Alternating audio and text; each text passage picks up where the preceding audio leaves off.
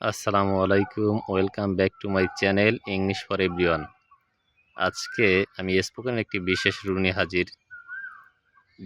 এরূপ বলা যায়, বাংলা বাক্য যদি এরূপ থাকে, আমি করবই করব, আমি লিখবই লিখব, আমি যাইবই যাইব, আমি দেখবই দেখব, আমি আনবই আনব, এরূপ বাংলা বাক্যকে ইংলিশ করার জন্য এই স্ট্রাকচারটি খুবই জরুরি জানা।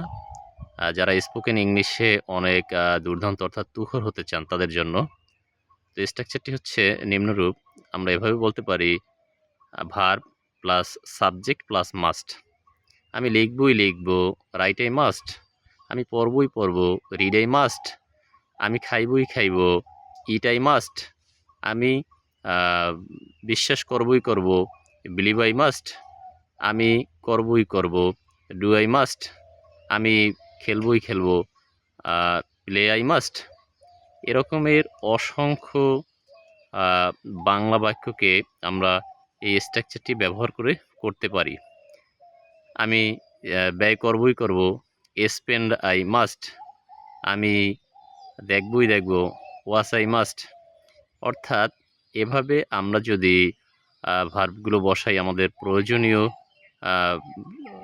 বাক্যের জন্য, তাহলে আমরা প্রথমত যে কাজটা করব সেটা হচ্ছে ভার্ব বসিয়ে নেব এবং সাবজেক্ট বসাবো আমাদের প্রয়োজন অনুযায়ী। সাবজেক্ট আমরা বসাতে পারি I, we, you, they, he, she, Rana, Runa, it. এভাবে আমরা অর্থাৎ যে ভার্বটা আমাদের দরকার সেই ভার্বগুলো প্রথমে বসিয়ে নিব এবং সাবজেক্টগুলো আমাদের প্রয়োজন অনুযায়ী বসিয়ে নেব এবং শেষে আমরা মাস্ট ব্যবহার করব।